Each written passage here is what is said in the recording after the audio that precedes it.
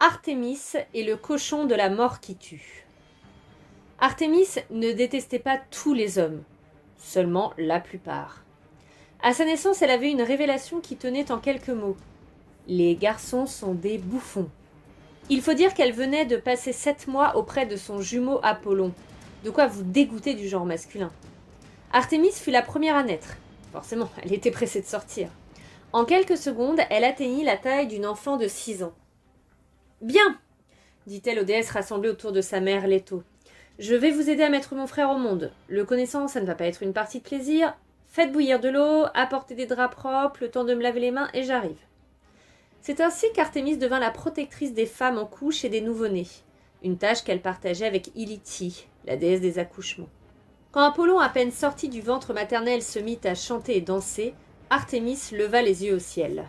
« Il faut toujours qu'il fasse son intéressant, » confia-t-elle à Hestia. « Il n'a pas arrêté pendant 7 mois. » Hestia lui adressa un sourire attendri. « Et toi, ma chérie, tu danses et tu chantes aussi ?»« Ça me ferait mal, mais j'ai un plan. Tu pourrais me conduire auprès de mon père ?» Hestia transporta Artémis au sommet de l'Olympe. Assis sur son trône, Zeus écoutait les dieux des vents lui faire leur rapport hebdomadaire sur les formations nuageuses. C'était tellement rasoir qu'il accueillit cette diversion avec gratitude.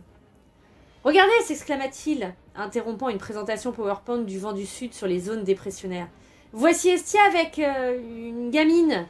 Bah, entrez !» Hestia s'avança vers le trône, tenant Artémis par la main. « Je te présente ta fille, Artémis, dit-elle. Mais si tu es occupée, nous repasserons. »« Oh non, les prévisions météo peuvent attendre. » Il fit signe au dieu des vents de se retirer et tendit les bras à Artémis. « Approche-toi, poupette, lui dit-il. Fais voir à papa comme tu es jolie. » Artémis était vêtue d'un simple chiton, une sorte de long t-shirt avec une ceinture nouée autour de la taille.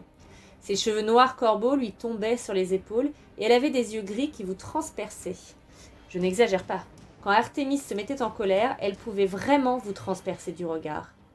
Bien qu'âgée de quelques heures à peine, elle avait la taille et la morphologie d'une enfant de 9 ou 10 ans, particulièrement grande. À l'école, on l'aurait inscrite d'office dans l'équipe de basket. Elle adressa à Zeus un sourire qui le fit fondre. « Papa !» s'écria-t-elle en se jetant à son cou. « Oh, comme je t'aime, tu es le meilleur papa du monde !» Si elle n'aimait pas beaucoup les hommes, elle savait comment les mettre dans sa poche. « Et toi, tu es la petite déesse la plus mignonne que j'ai jamais vue !» répondit Zeus en gloussant de satisfaction. « Dis-moi, ma chérie, qu'est-ce qui te ferait plaisir pour fêter ta naissance ?»« Je peux demander ce que je veux !»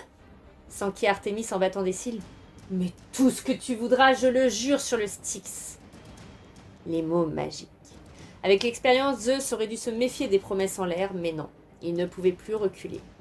La plupart des gamines auraient demandé un poney, un smartphone neuf ou un budget pour une virée shopping avec leurs copines.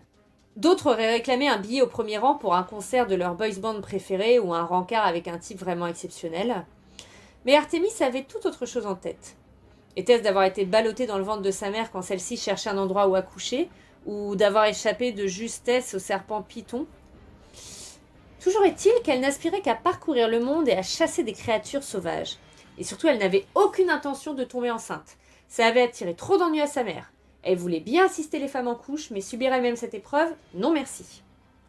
« Permets-moi de ne jamais me marier, papa, » dit-elle en enroulant un doigt dans la barbe de Zeus. « Et puis, je voudrais un arc et des flèches. Non, laisse tomber. Si c'est toi qui me les offres, ce sera du second choix. J'irai trouver les cyclopes et je leur demanderai de m'en fabriquer sur mesure. Mais si tu pouvais m'accorder une escorte de nymphes, et pourquoi pas de mortels, toutes les filles qui voudront me rejoindre pourront en faire partie, à condition de rester célibataire. Il faudra qu'elles prennent cette décision vers 8-9 ans. Sinon, après, elles ne penseront plus qu'aux garçons et ne me seront d'aucune utilité. Une escorte de 80 vierges serait un bon début. Elles pourraient m'accompagner à la chasse, dépouiller les animaux que j'aurais tués, prendre soin de mes chiens. À ce propos, il me faudrait des chiens aussi. Artémis reprit son souffle avant de poursuivre. Je veux aussi l'autorisation de chasser les bêtes féroces partout dans le monde, et que toutes les montagnes me soient consacrées, car c'est là que je passerai le plus clair de mon temps dans la nature sauvage. Quant à l'emplacement de mon futur temple, je te laisse le choix. De toute façon, je ne me rendrai en ville que pour aider les femmes à accoucher ou quand un enfant aura besoin de ma protection. Voilà, je crois que c'est tout. Zeus resta un moment sans voix, puis il éclata de rire. « Tu es bien ma fille !» affirma-t-il en plaquant un baiser sur le front d'Artémis. « Tu vois les choses en grand. Ça vaut la peine d'encourir la colère d'Héra pour avoir des enfants comme toi. Tu auras tout ce que tu as demandé, ma chérie. En prime, je te donnerai des tas de villes. Quelque chose me dit que tu vas devenir très populaire. » Zeus avait raison.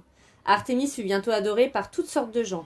Femmes enceintes, parents d'enfants en bas âge, jeunes filles désirant qu'on les protège contre des types un peu trop insistants, sans parler des chasseurs. Ces derniers représentaient pas mal de monde à eux seuls. Hommes ou femmes, du moment que vous chassiez, Artémis vous avait à la bonne. Sauf si vous balanciez vos ordures dans la nature et tuiez pour le plaisir, car elle était aussi la déesse des bêtes sauvages. Aussi, gare à ceux qui, pris d'une frénésie meurtrière, se mettaient à tirer sur tout ce qui bougeait. Après son entrevue avec Zeus, Artémis alla directement trouver les Cyclopes dans une des forges d'Héphaïstos sur l'île de Lipari, et leur commanda un arc et un carquois remplis de flèches magiques en or et en argent. Elle rendit ensuite visite à Pan, le dieu de la nature, et sélectionna les meilleurs de ses chiens sauvages. Au-delà de leurs différences de pelage, noir et blanc, roux ou tacheté comme celui des Dalmatiens, chacun d'eux était aussi rapide que le vent et assez fort pour terrasser un lion adulte. Alors imaginez quand il chassait en meute. Enfin, Artémis constitua son escorte. Elle n'eut que l'embarras du choix.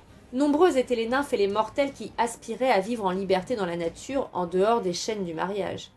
Certaines d'entre vous pensent peut-être « Oh, il exagère, moi j'espère bien me marier un jour ». Mais n'oubliez pas qu'à l'époque, la plupart des filles ne choisissaient pas leur futur mari. Quand leur père leur disait « Tu vas épouser ce type parce que c'est lui qui m'a offert la plus grosse dot », elles devaient obéir, même si le type en question était vieux, moche et sentait le fromage pourri. Les suivantes d'Artémis n'avaient pas ce souci. Elles n'étaient pas non plus toujours obligées de se retourner pour s'assurer qu'un dieu fou d'amour ne leur collait pas au talon. Elles étaient intouchables. Quiconque aurait tenté de les enlever ou simplement de leur faire la cour aurait fini avec une flèche entre les deux yeux. La plupart du temps, elles étaient une vingtaine à accompagner leur maîtresse. Pas évident de pister une proie avec une troupe de 80 filles. Les autres chassaient de leur côté ou restaient au campement pour dépouiller les animaux tués, tanner leur peau, entretenir le feu. Bref, le genre de truc qu'on fait quand on campe en pleine nature. Très vite, Artémis avait compris qu'elle devrait se déplacer rapidement sur de longues distances. Trop rapidement, même pour une déesse à pied. Elle s'était alors procuré un char. Mais par quoi le faire tirer? Les chevaux, c'était le truc de Poséidon.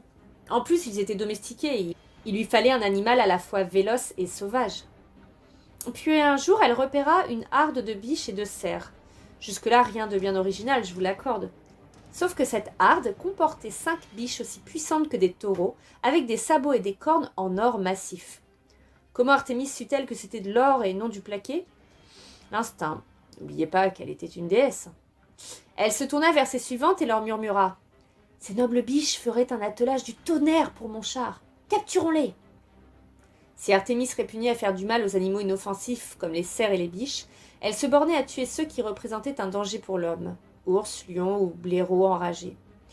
Mais elle savait comment capturer des animaux sans les blesser. Elle avait dans son escorte une nymphe, Britomartis, qui fabriquait de si beaux filets que pour la récompenser, la déesse fidèle une déesse mineure, la protectrice des joueurs de tennis peut-être. En tout cas, Britomartis tendit ses filets et les dissimula avec soin. Puis les suivantes d'Artémis firent du bruit. Comme elle l'espérait, la harde se dispersa, mais les biches aux cornes dorées firent face à l'ennemi. 4 foncèrent tête baissée dans les filets. La 5e, plus maligne, les évita au dernier moment et prit la fuite. « Faut-il la poursuivre, maîtresse » demanda Britomartis à Artémis. « Non, » répondit la déesse. « Ces 4-là suffiront pour tirer mon char. La dernière a bien mérité la liberté. Je lui accorde ma bénédiction. À compter de ce jour, aucun chasseur ne devra la toucher. » La 5e biche trouva refuge dans une région de Grèce appelée la Cérynie, où elle vécut une longue existence. Beaucoup plus tard, Héraclès reçut l'ordre de la capturer. Mais c'est une autre histoire.